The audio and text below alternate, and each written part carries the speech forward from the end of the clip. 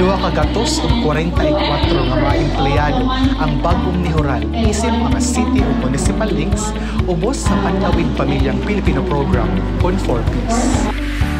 Ang mga bagong trabahante sa DSWD ubos sa 4Ps i-deploy sa mga nagalain-laing syudad o munisipyo sa Tibok Region 7 o Central Visayas Region.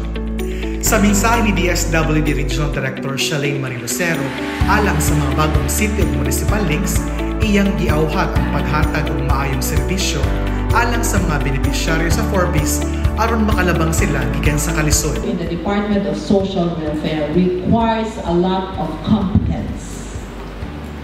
That's why when I was told that there is this position to become contractual, my first consideration was always to look for someone who can really do the job.